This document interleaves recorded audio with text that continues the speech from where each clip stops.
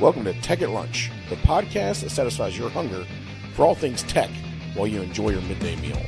So grab your sandwich, tune in, and let's dig in. Hello, I'm Nick, Hey, I'm John. and we kind of don't have Ed with us this week, but we'll see. Hopefully, we get him back next week when we're doing things.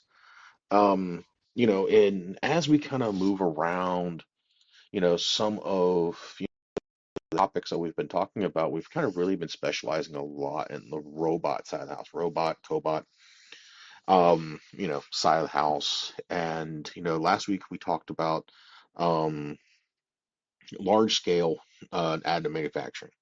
And that goes to the guys from brain fart. We didn't we? We no, we talked 3D printing and cobots. Yeah, Caracol. Sorry. Caracol, that's what it is. Oh yeah, I was like, wait a second, let me. I'm trying to Yeah, think because we did bring up a few people, yeah. but yeah. One of them was Caracol and Caracol Heron AM systems. But the thing is we always look at what can a cobot or a robot do to support my organization, instead of looking and seeing what a robot or cobot can do to support the person. And that's why this week we kind of want to dive into robot and cobot uses in healthcare. Um, there are some current robots in the healthcare, industry, and we kind of want to also we want to dig into those, but we also want to kind of dig into theory about, what could the possible use of these things be? How can robots or cobots be moved in from other industries to influence the healthcare industry to support the need to take care of the patient at the end of the day? Hmm. We've talked about we've talked about medical 3D printing. We also talked about medical art, at one point in time. We talked about medical 3D printing. So, we start thinking of robots and cobots in healthcare. Um, what are you thinking? I feel like we could take this in a lot of directions. So first off, assist like surgery assist, like surgical assistance and any type of very precise um, like invasive surgeries need to be are hard to do consecutively. They're very like drawing on the surgeon. The surgeon can't do more than one at a time. Probably need maybe multiple surgeon assistants to be able to complete that one surgery. Whereas there's a few systems. I think Da Vinci surgical system is one of them, as well as I think there's another one called Vicarious or something similar. I might be wrong on that, but I'll check that in a second. But the idea being, I can't do this repetitive action, or I can't do these precise cuts continuously. Like the doctor may know what to do for the patient and in the situation based off of whatever the pre-existing conditions are for the surgery. But at the end of the day, if I need to reattach an arm or um, you know s- um, stem bleeding internally somehow, having a robot that has possibly AI equipped to help with the surgery is something that, like, to me it seems like it would be very possible. I'm not saying that I'm not sure if the Da Vinci system actually has that, but I think it's something that can be mentioned and something that should be being worked towards. Yeah, that's the first kind of thought that I would go to. Maybe not to the extreme or the satirical side like on Fallout, like what is the I can't remember the robot, but there's a robot in Fallout that can cure everything, that does all these diagnostics and can help you through any situation. That's kind of what I believe we're getting closer to, but I think that it's going to be a few decades before we get to something like that, right? Available to the public. But that's kind of the first direction that I would think is an assistant, or maybe even a guide in some way. Guides probably exist currently, but yeah, that's something that I'm thinking of. So I mean, what about you? What do you like? What's coming up first in your brain when you think medical cobots or things like that? I start thinking really a lot into, like you said, long duration surgeries, and stuff like that. And the fact that, the robot is still human controlled. Most of the time, the robot is doing is human controlled. It's all through, endoscopy ports, small little ones. That's actually what did both my knee surgeries. Was a robot surgery type of center. But and the thing is that for me, it's the thing about the robot surgeries and stuff like that. It's your heal time is faster. And the main reason is the robot's using such tiny tools and stuff like that that there's less incisions, less impact to the human, um, to the person. And the thing is, it makes, even though you're going through a traumatic event, it makes it a little bit more tolerable, because you're not having to spend all this extra time, in the hospitals.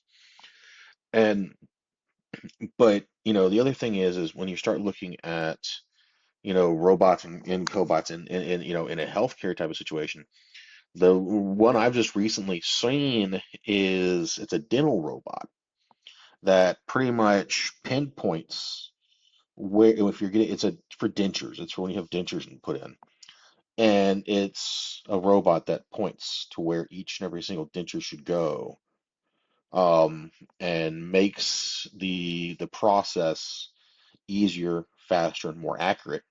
So it doesn't look like, you have the old, sticking with your teeth and chatter type of thing. Mm. You kind of, deal with the, hey, look, they actually look like real teeth.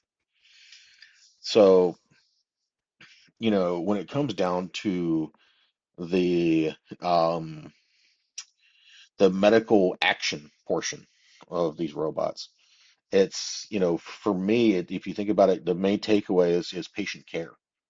It's they're using robots to be more accurate, less error, quicker healing time, and less hospital stays. Yeah, that's true.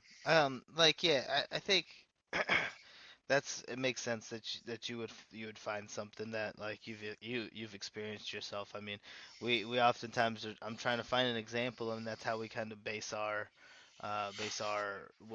what the innovation might be, or what the next direction would be for a certain topic.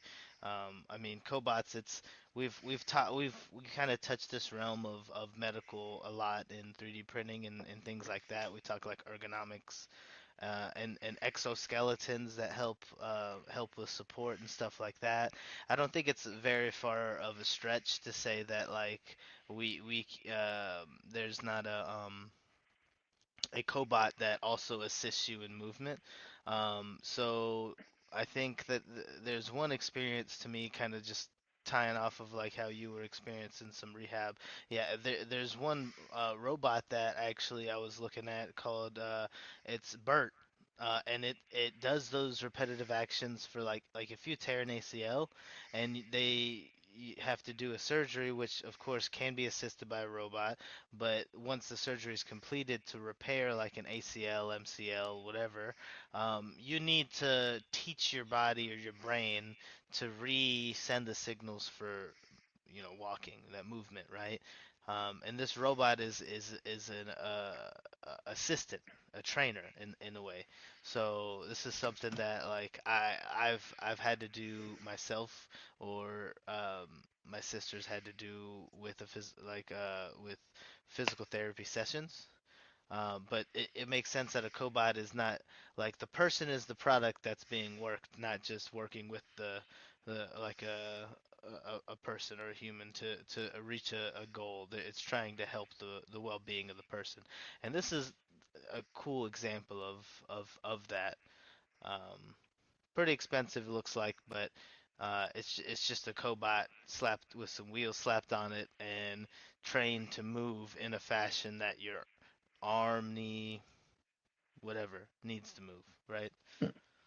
So that's something that's it's pretty expensive to have, but if a hospital were to get it, they could do therapy sessions there, get several of them, and then you can have a whole slew of sessions working simultaneously. So that's another direction. Like the rehab stuff, I've experienced. It was like weeks and weeks and weeks, months of repetitive, tedious action, like to just reteach your, you know muscles and tendons the way that like they're supposed to move and how that's supposed to work. But at the end of the day, speeding that up anyway or making that easy is what that's what cobots are there for, right? Right. So yeah, I think that's a cool I idea and think that, direction. and I think that's, absolutely an awesome use for these things. I honestly, I would hate to be the first person to ever have to test one. Because how fast do you know they have to go? Yeah, yeah. I don't want to be on the receiving end of if Yeah, somebody puts a one or a zero when it's not supposed to be a one or a zero. yeah. Um, You you got to know, program your own cobot. yeah. I, how long's your leg? 100 centimeters. What? Um, Just couldn't change the setting. but the thing is like you said, it's like if they can afford these things, if you can get these things in because they're expensive, that I think is the biggest reducer in seeing these things being used in hospitals and locations and stuff like that is cost.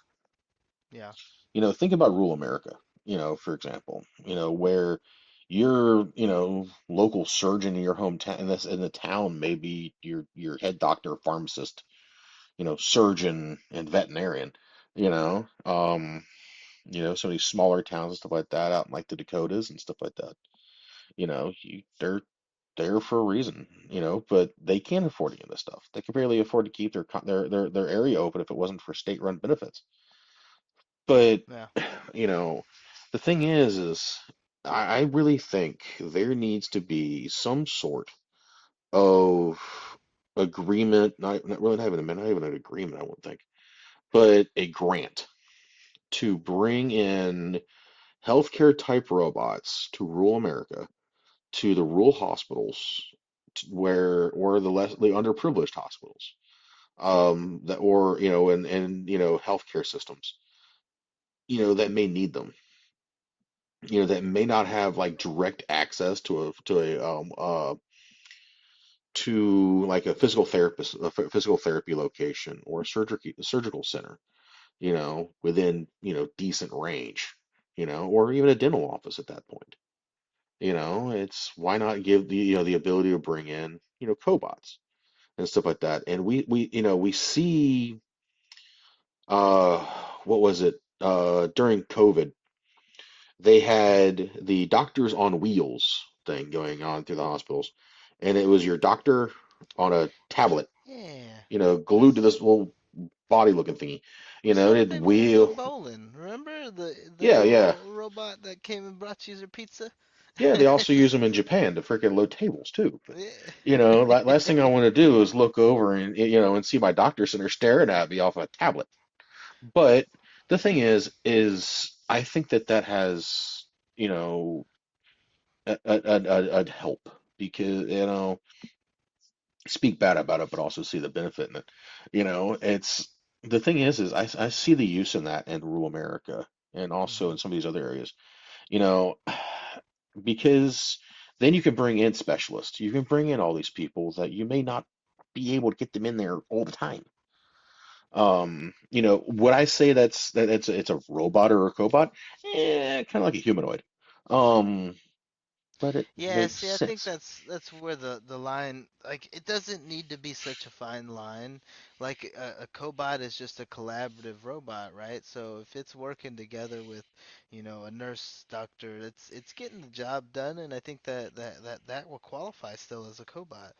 So yeah, I mean, I agree with you. I think that at this point, we're getting to a place where, um, AI and machine learning and things like that haven't been implemented in some of those realms yet.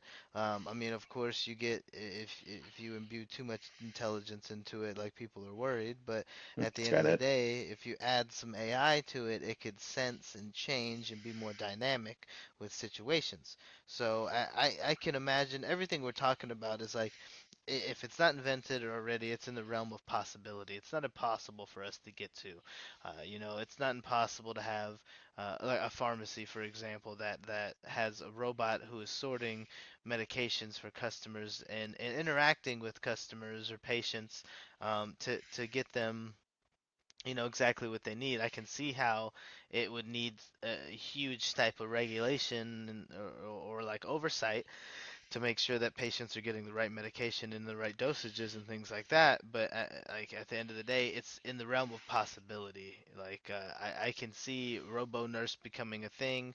COVID made things very difficult for nurses, and I'm Mhm. sure anyone listening that has any knowledge into that world can relate. Like it was a very difficult time as far as availability. It's very trying on the overall workforce of the nurses in general, because hours were kind of unreasonable, right? And that's not anything that we necessarily can control. Like we can attempt to control it, right? But things happen, and when nurses are needed, like you don't just say, well, we're just gonna have to wait till tomorrow. We have no more hours for today. No, they they have to stay. So I think that being able to introduce something that would uh, not necessarily be a one for one substitute or a replacement, but it's something to um, swap in and out with. Like maybe one nurse has a cobot that they train, and they can teach how to do certain things, like deliver certain patients certain things or things like that. Maybe something can be developed like that, so that it's a little bit more interactive with the Mhm. patient, and the nurse can control like seven, so that they can make their time spent more impactful, and instead of having to spend longer, they just have to be responsible and attentive to more at the same time. I think that that's going to be more of what the future would be like, in a world with cobots and or printing and not medical printing. Well, medical printing is probably going to be in there, but cobots in the medical world with nursing and things like that. Because It's given a whole new world to telehealth. yeah, yeah. So like it can be, yeah, it can be, it doesn't have to be telehealth to another like location. That location can be sometimes in the same building, but if you can't get to that room in time, like maybe a sensor goes off and an alert says, "Hey, this the blood sugar of this patient dropped," or something like that. They can just ping on and say, "Hey, we got something going on." And that's also no, like robots um reacting, sensors, things like that, notifying you, and then a person working with those, with a robot to either do a procedure or if it has to be an emergency or anything in that matter, you Yeah. know? And it's like if you think about it, you start talking about, in like hospitals and stuff like that, the transfer time between rooms, um, or between from surgical cell to, to a waiting area or back and forth, all of that, that time wasted, of a person having to push somebody else into a room and, and all the other stuff. I get, getting them in there, but, every single, floor has nurses, the floor nurses for that area. Yeah, that makes It's sense. why can't we use a robot or a humanoid bot, that can latch on to a like a bed, if they're pushing them via the bed or wheelchair or something like that, and help guide the patient through the hospital. They're already doing it. And the thing is really you're just implementing a humanoid cobot with sonar, with camera-based AI systems, where they know exactly what room they're going to, or they know what floor they're going to, and then the human takes over on the other end. Now I'm not removing a nurse from a floor or from an area. I'm, they're just using somebody else for transfer purposes.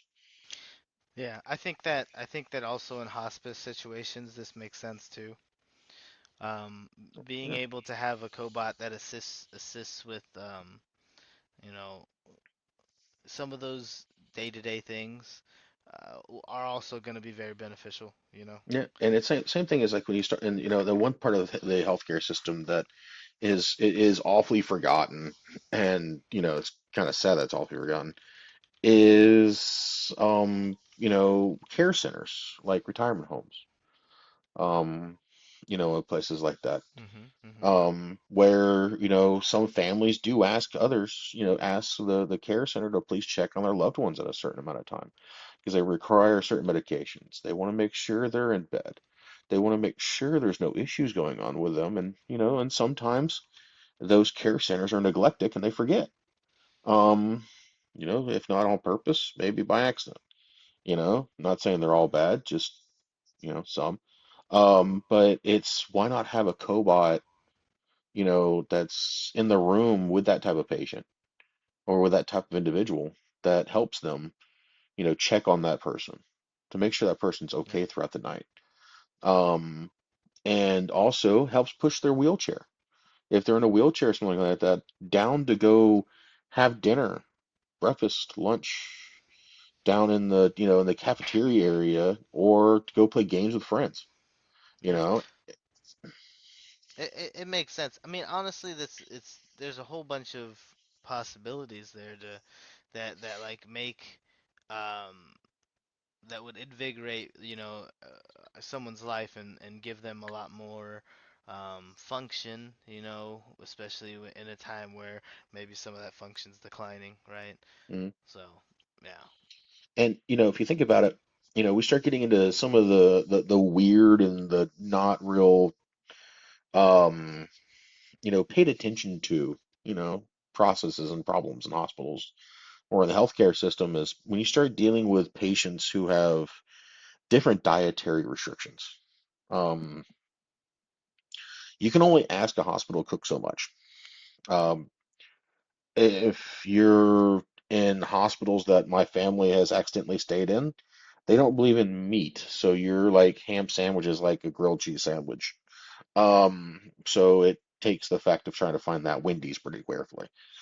Um, but the thing is, like, other type of hospitals at least can implement robot situations like Flippy, the Frybot. Not really Frybot. I know people are like, oh, gastric bypass. Um, they can Yeah, I make other mean, things. We'll call just it the bots, I VeggieBot, mean. Yeah. you know. And the thing is use those robots to, cook meals or support the cooking of meals, with our humans to reduce that workload on the food service worker. Yep. There's several like benefits of that, to be honest with you. Like number one, portion control. Um, is something that, like, many people struggle with, especially in America, right? Uh, it is what it is, but at a certain point, if you're not as mobile, right, you're not using as much of the calories. It's kind of more difficult to maintain. So having a bot that kind of prepares these things for you makes things a lot easier too. Um, the other side of things too is that the variability of a robot to make different types of recipes, right? Mm, Having a cook that knows a lot of different recipes is tough to make things, give a large variety. But if you just have a whole bunch of things programmed, you can just load in recipes and make uh, make product, right? Like, so that's something that to me is, I'm not sure if that's actually a thing right now, but it's possible. yeah, I know they Um, definitely have the food robots and stuff like that. We just saw some at Automate doing their thing. But the thing is it's the generation where cobots are going. They're going to support people. They're not going to take people's jobs, which, of course, we hear that a lot. Oh, it's going to take people's jobs. No, it's not going to take anybody's jobs, I promise. Um, if and that's the thing. It's like, people are like, well, these robots are going to take the jobs away from doctors and nurses. No, we're talking cobots here. We're not talking about robots. We're Um, talking about maximizing efficiency. I mean, we're talking about like changing the way that we do things currently to make them better, not ripping things out and replacing them, right? Like like that one nurse that serves like they have a whiteboard with like what 10, 12 patients. You can have all those patients in one area and a cobot like attending them for you, and you could take 12 more patients in another area. It just makes your time like you're using your time more efficiently and getting being more productive. Right. It's, the old adage, if it ain't broke, don't fix it. Um, and the healthcare system, well, it's broke. But the only reason it's broke is because there's no one that wants to do it. But you can't let it fail though. You Right. like that's absolutely the thing. Like you can't let that not like you can't let it lapse at all, and that's the rock and the hard place. Like we're stuck, and not to say that everything is completely broken, but like medical bills are wild. Yeah, and the thing is, it's also the getting people to want to do that type of job.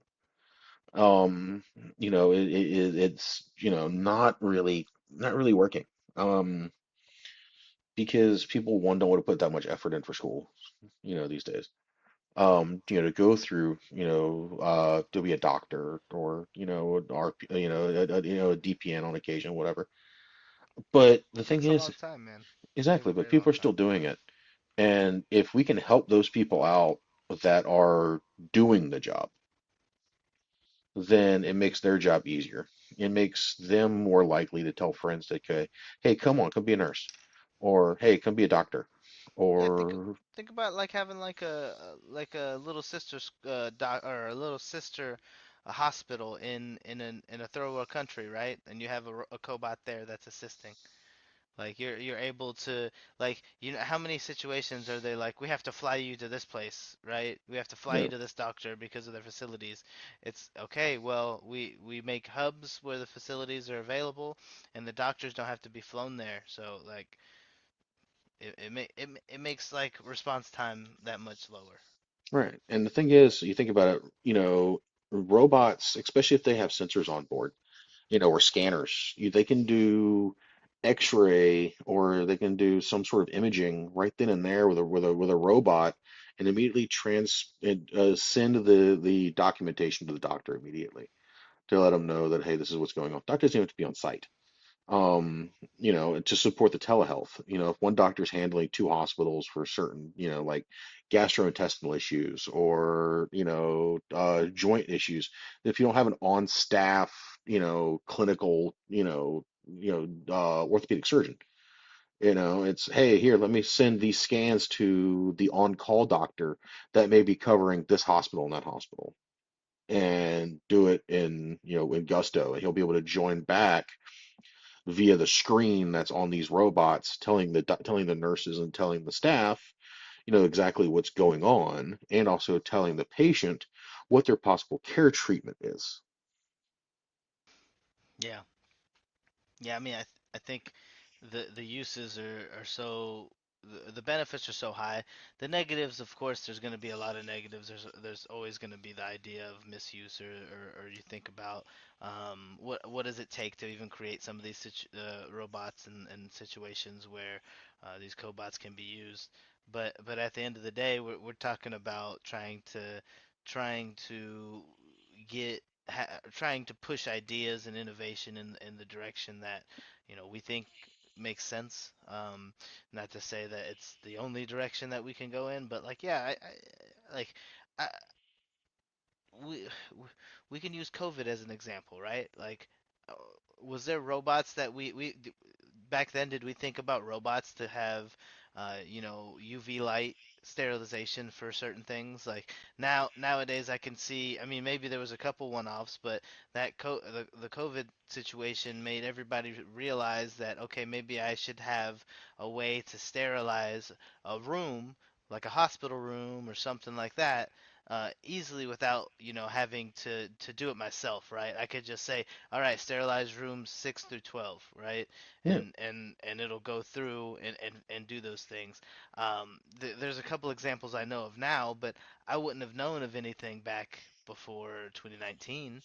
So, yeah. it's COVID. We kind of always joke around saying it's the time of the revenge of the nerds. because the guys who stepped up says I can build that. Or hey, there's a gap in industry right here. Let's see if we can't fix it. There's a lot of people that made a lot of money off of COVID too, but that's here nor Hmm. there. But the thing there was a problem. It bred innovation. The mother of all innovations is a problem. You know, a global problem at that. Um, but the thing is how they went through with that is just mind-boggling. The speed of innovation that some people have never seen before. They were coming out with these things, what, by the week at one point? Yeah. I mean, they thought about there was a whole bunch of things at that point. Like, we're talking specific COVID, or you have are you thinking? I mean, I COVID's think usually the biggest one. yeah, I think the situation breeds like the innovation, urgency too, because like Dyson made a, which I thought was funny. We all laughed at them at first, but they had a headset that was also a face mask. Oh yeah, that thing. You remember? They still came out with that, by the way, and you can buy that now if you want one.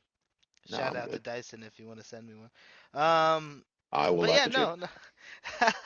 I will wear it if they send me one. Hey, we'll see, we'll see. But no, still, at the end of the day, I think that's just an example of what we're talking about is like the situation breeds the innovation, right?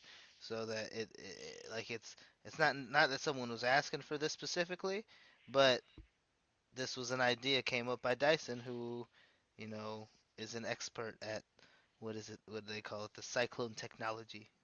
Yeah, yeah. So vacuum cleaners. Um, It's a cyclone machine. Thank you very much.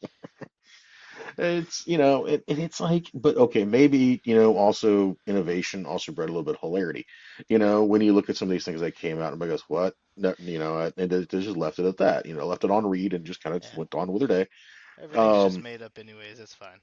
yeah, you know, but the thing is, we're finally getting around to seeing things as they come about. And like you said at the beginning of this, we were talking about ergonomics. Most, when you really start getting back into the healthcare thing, especially during COVID, and COVID's one that kind of proved this point, is ergonomics, is the moving people from bed to bed, doing that type of stuff. But they have to pick them up and move them. They don't want to do the sheet sling where you got four people pick up the the patient off a sheet and carry him to someplace else. Or if they're immobile, they have to have this, they have to hold them, pick themselves up, and use this crane-based, archaic system that they have. Um, It's called a people manipulator. Thank you. yeah, well, the thing is I can take a cobot and turn it into a forklift, and It's it's true. meet me. Okay, they're here. Or the cobot can reach up and help hold out a bar and help them up because it's got more force than the human does picking themselves up out of bed by this little T handle looking thing. You ain't going skiing, you're getting out of bed. Yeah, it makes sense to have like a assisted like stand because like what like think about what is the most one of the most common iconic commercials, right? Life alert. I followed and I can't get up. Help, right? So like falling is definitely a situation. Would it, like if the bot were able to recognize that and be able to respond to that, I think that's just that's an opportunity for you know, a lot of innovation to help the quality of life, you know. And it's also reducing the wear and tear on the nursing staff. They're not, pulling their backs out trying to pick patients up and move them around. I've had family members who've been nurses who've hurt themselves on the job because they're moving patients around. And the thing is why don't we use a robot for that? Or some version there of a robot, that can lock itself in, pick itself, move the patient around and stuff like that if needed, or at least assist to take the weight, majority of the weight off of the nurse or nurses who are having to move said individual from location to location. Yeah, it's not always easy. No. And when if a person's unconscious, that makes it even more difficult. And the thing is that's when you start getting like emergency care. When you start getting like emergency care and stuff like that, like EMTs, paramedics and stuff like that, it's, one of those things of, if you're having to do CPR on somebody, chest compressions, why can I not develop a robot to do chest compressions? Exactly. You punch in the age and it knows how far down it has to pump. You set the location and you hit the go button, and it does all of the chest compressions for you. And all you Yeah, do we is have operate in the bag. AEDs now that like you just put the things down and just you hit the button. You don't have to do any of the like charging up, you rubbing them together and clear that stuff. You could just hit the button after you glue the two pieces on there. Why can't there be a robot that does that, like finishes that part out? Some people like electrocute others with car batteries, but it's just how it goes. But Is that your AED? well, yeah, it works. It looks like it, don't it? If you think about No, if, I mean the person who's like it. needs it won't care, Right, but exactly. yeah, But the thing is having a robot there to assist in emergency medical. Like these yeah. guys are out there, hauling day in, day out. Think about first Any responders. right, Yeah, like think about if I hate to bring it up at 9/11, like the towers are down. If someone had a robot on the set of wheels that they could bring with them that helped move things and analyze to make sure that there wouldn't be any more like rubble that like became a landslide if they picked too many pieces up, right? So, like just think about how much better that recovery would have been. right. We start getting into the use of drones and all that other stuff. The cameras are the big one. And the thing is by the time you have a even if you have robots you can hang from the ceiling. Um, inverted robots. And they can take pictures, they can take video, they can take all this other stuff you need them to. Why not use them inside of an ambulance to pre-triage a patient with a doctor back at the hospital that's receiving them? You Yeah, know, prep them, then you can get everything ready instead of waiting until they yeah, get there. I don't think they always wait till they get there to decide what to do with them. They get like radioed ahead of time, but still, at the end of the day, if you're talking to the person, you can even start your test then. right, exactly. And there's definitely different mobile units and stuff like that out there now that handle advanced stroke patients and stuff like that. Yeah. But and cardiac issues and stuff like that. But the thing is, is making the system better. It's not fixing or influencing the profession. It's making the profession better, faster, stronger, um, and more attractive. Because people see that stuff as, oh, it's dangerous. Yes, it's dangerous, but it's needed. And Yeah. the thing is now you've incorporated STEM into, not just medical, but, emergency medicine, first responders and stuff like that. And the thing is, it brings everything full circle and it gets people more and more interested in the use of the robot. And then, that will help breed, like we said before, COVID helped breed innovation. If you have these robots in these environments, it's going to breed innovation because some firefighter or some EMT is going to look at it and go, oh, I wish it did this. Well, let me go code that up real quick and make the robot do this, thereby influencing the system down the line, especially if you leave it open source or an open closed type of source type of thing. Yeah, I think a lot of this stuff is honestly, unfortunately, going to be proprietary in some situations, but I think it should be open source, Yeah. Or at least give you an API that you can use. right? You know, I can't stand that. Oh, it's all closed source. Closed source robotics. Yeah, guess what? No, it don't work that way.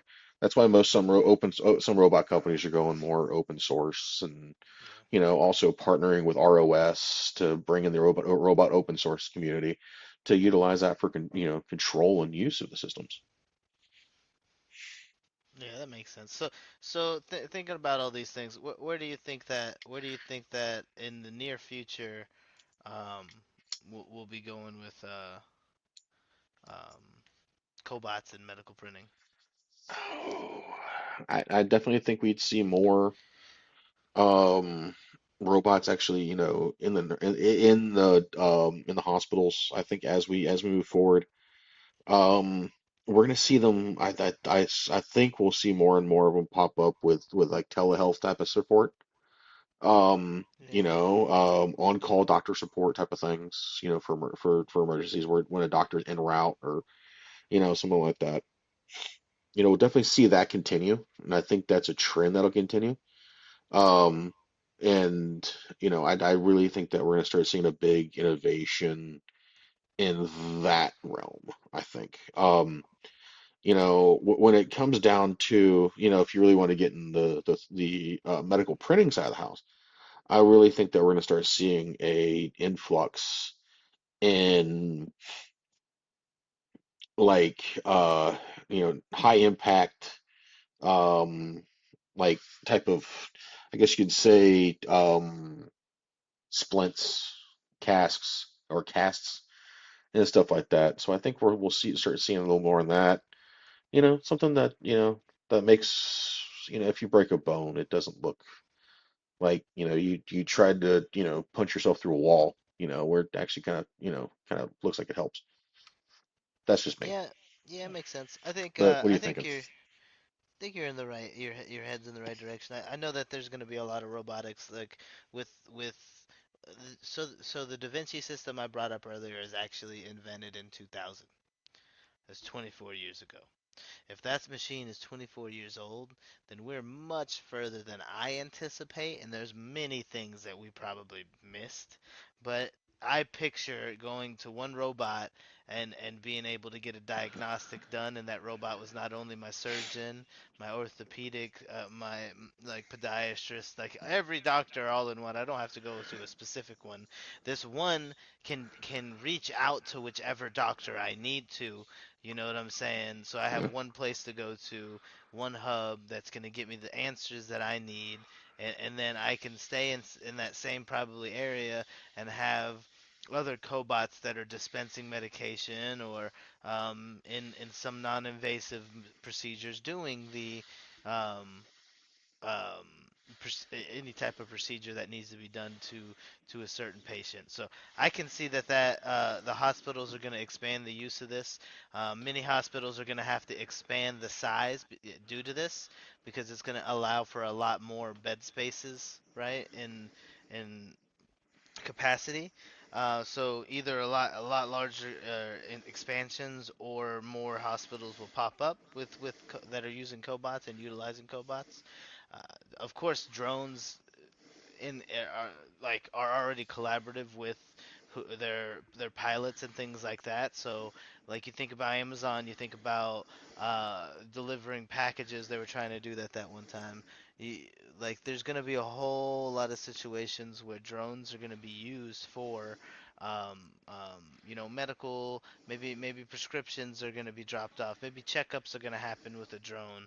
um, they can have rescue drones. We've already looked at those things. That's going to be more prevalent. I can already know like can tell you that because in situations now we have a whole bunch of like drones that are being utilized to examine the most extreme environments on Earth today. So of course in an environmental natural disaster, some of that same software and hardware is going to be used to help the first responders or even be able to recognize catch it before it happens and evacuate, right? So I think that's going to be more like the direction of what cobots and medical. It's going to be about survival. It's going to be about high. Like I know that the nursing uh, like staff is overwhelmed and inundated with work and a lot of them are pulling extra hours, extra shifts. This is going to be able to help with that, and I hope that they'll be able to use it more, and that's something that I would wish for, you know, the medical industry is to be able to increase efficiency by using more cobots. I can see that. So yeah, it's pretty tough because I mean you think about it like when you have to get your flu shot. Yeah. Like, do I need to have a person that's doing that flu shot? I know that we've made this a lot easier, and now you can just go to like uh, CVS, Hmm. you know, and get that flu shot. But why can't CVS have a cobot that's doing it? Yeah. Yeah. Scan the, freaking, scan your barcode, stick your arm in the hole, and freaking smack. There There's you go. gonna be a there's gonna be a QR code, man. This is come on now. It's 2024. Hey, It's gonna be a QR. everybody's using QR codes. I can't even get a menu these days at some of the restaurants because I got to scan a QR code. I didn't bring my phone. Well, you can't order anything. I've been to a few where I've asked that question. When I can't get a regular menu, why we don't have those anymore? It's on our website. We're a If I'm asking paperless you for, company. if You I'm, know what I think that it's hilarious. They're like, we're paperless, and then they bring you like disposable straws and napkins and yeah, all that stuff. They're like, we just decided to make it much more difficult on you instead of making it more difficult on us. right. It's part of our website. But I think that the shot bots, I think we'll see those come to light. And any of my fellow veterans understand that, last thing you want to deal with is shot day. When you go into boot camp and you just walk down a line, you just get stuck with every single, shot you could possibly think of. You know, they'd be nice about it. When you sit there in front of a robot and think, think, think, When you think. gotta do it like 1,000 times plus, like, come on now. Yeah, you don't want to be the last dude in line because at that point they're taking out frustration.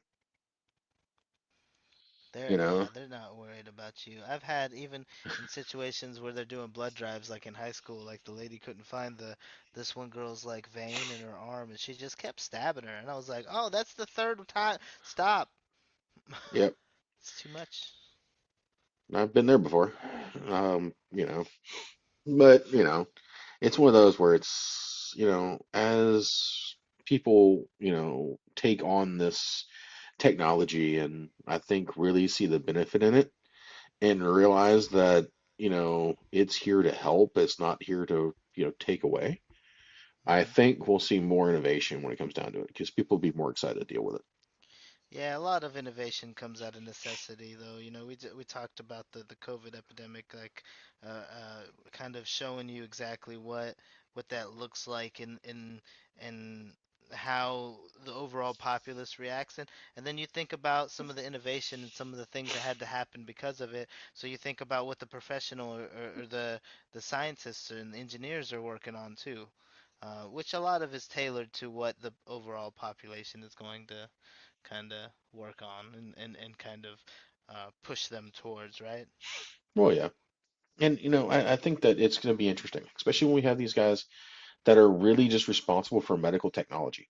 They're trying to breed these systems, and bring these systems to life and try to make them more useful and try to make them more usable, but also maintain the systems at the same time. Whenever these guys get tired of doing something, they'll innovate and they'll keep adding and adding and adding and adding. Yeah. So, because, at the end of the day, humans are lazy. And eventually, somebody will get fed up with fixing the same thing that breaks every 10 minutes and replace it with something else. And that is why you have laminated papers on the PLCs. Um, Yeah, that's exactly why they're there. say somebody's gonna do this, so we're gonna have to write it down and show it to you. Yeah, exactly. This You is why know, we it, have to do the HR trainings. Thanks everybody. this is Somebody why we messed have up. warning labels on things where warning labels shouldn't be. Yeah, like someone messed up. Which is that's a whole different conversation. I blame the parents. It's I'm just w- kidding. that could be a whole other episode. Is why is there a warning label on this? Because Someone ate it. That's why. it, it's like why is there a warning label on shampoo? Come on now. Yeah. You They're know, not uh, using it the right way. You're telling me the shampoo won't wash my car? no, I mean the fact that it says do not ingest. Okay, that's probably bad for you too. I mean, maybe I should get checked out for that too But it's like, so it's like that's why we have robots, then. because well, there's a warning label. Yeah. And the thing is a lot of times we don't want to put humans in a risky environment. Like use a robot if there's a contamination issue, use a robot. Who cares if the damn thing is Yeah, it gets and the thing contaminated? can it can No one cares. sanitize itself too. Like that's it's just come on. You know, there's so many things that these robots can do to, support the process that, I think that eventually people will take advantage of. We'll hopefully see rural America take advantage of it on occasion. To go out there and, support the hospitals that the farmers don't go to. Um, because, if you see a farmer show up at a hospital, there's a bigger problem to deal with. Um, No, no, no. but, the thing is, that type of stuff is, where we need it the most. Um, some of these low income areas, they need these things. They need these support and stuff like that. So, if there's companies out there that are working on this type of stuff, let us know. Let us know what you're thinking. Jump in and, give these guys a hand. And make your stuff known because I could tell you, you're doing research on this stuff. It's hard to find stuff, but It's when you pretty do, niche. it's Yeah. exactly. But when you do, it's actually pretty cool. Yeah, yeah. I mean, like at the end of the day, we're just like I think I've said it a few times. This is all in the realm of possibility. Like, not to say that like it's already been done. A lot of this stuff has already been done. Yeah, but we're talking about what's possible, what's like near future, as in like next 100 years, not next 1,000 years, right? Like this is something that in a year, 3024, what do you think, like cobots in medical look like? So, like I could picture a seamless system, where you don't. I mean, you can pick if you want a human interaction, but you don't even need human interaction. Right. If you think about it, we've already passed the George Jetson's birthday. Yeah, we just got to be careful about too much isolation because the astronauts know what that could do to you. Right. And the thing is, as we get, further and further and further into the future and further and further and further away from, prehistoric times, we'll start actually thinking about why we shouldn't do things like we did in the 20s. Um, Hmm. you know, we go back to the roaring 40s, and other things, which part of the 40s weren't really roaring, they were more blowing up. But that's a whole different part of that ballgame. Um, Yeah. but any history buffs will understand that one. Um, but the thing is I think that'll wrap it up for this one. I think, if I'm not mistaken. Yeah, Yeah, there's a lot of other topics that we can kind of take it on, but like yeah, I mean yeah, we don't I don't work in the medical industry, and I have only the interactions that my family have had with them and friends have had with hospitals and things like that, and third hand accounts. So like I don't have very many like more um real life examples of what a cobot and medical could be with. So yeah, but I think that it just makes sense in a lot of cases. People need a lot of medical care. yeah, exactly. And so for me, I just want to say, thank you to everybody who's listened in. We're almost at 2,700 all-time downloads. Y'all, it's pretty wild. It's pretty fun. And I want to tell everybody, hey, ask everybody, hey, go take a look at the website. We read it at vulcanera.com. Go take a look at Printed Heritage. Let us know what you think. If you want a lithophane done or something like that, we can definitely do that for you. If you're not sure what a lithophane is, go take a look and we can show you. You can go take a look at the blog. We're going to be adding more and more and more to the blog here soon. I'm working on a couple other ones. And who knows, you may start seeing like ebooks or something like that get published here soon. Kind of working on trying to finish one of those finally. But, the thing is, at the end of the day, I want to say thank you. And I hope that everybody's learning something. This was one of those adventures and stuff like that through the podcast that we didn't think we would have. And now it's growing bigger and bigger and bigger and spreading more and more and more across the globe. So, I just want to say, hey, welcome to, who we are, welcome to Tech at Lunch. And, we want to make sure that everybody feels welcome. Everybody has a little bit of fun. Everybody gets a good laugh. But at the end of the day, hopefully everybody gets something from it. Hopefully somebody learns something, and we want to learn something from you. So let us know what you think.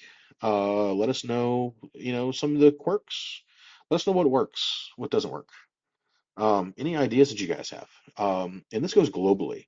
So if you're in Saudi Arabia, or if you're, somewhere overseas, outside the continental United States, let us know what you want to hear because kind of interested. I want to know because I want to do something for y'all. So for the people who are outside the continental United States, I want to know what y'all are working on because I'm kind of interested. So, but with that, I say thank you and I'll turn you over to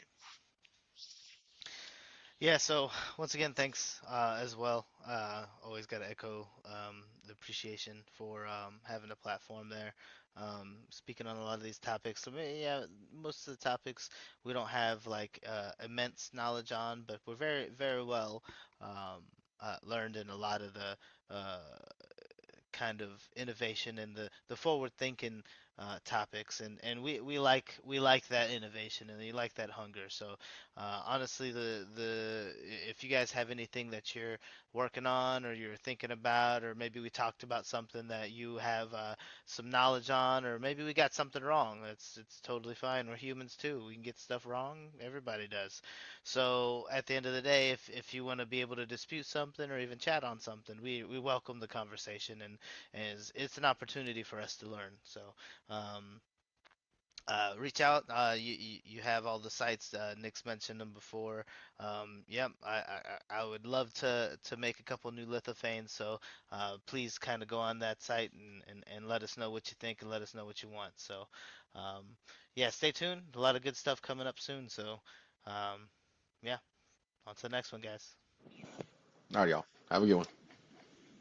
That's all for this episode of Tech at Lunch. Thanks for tuning in and joining us for this tech-filled lunch break. We hope you enjoy the show, and don't forget to subscribe on all channels. And also, you can find us on YouTube under Vulcanar Technology Solutions. And join us for our next episode, which gets published every Wednesday at 8 a.m. All right, y'all. Have a good one. See you later.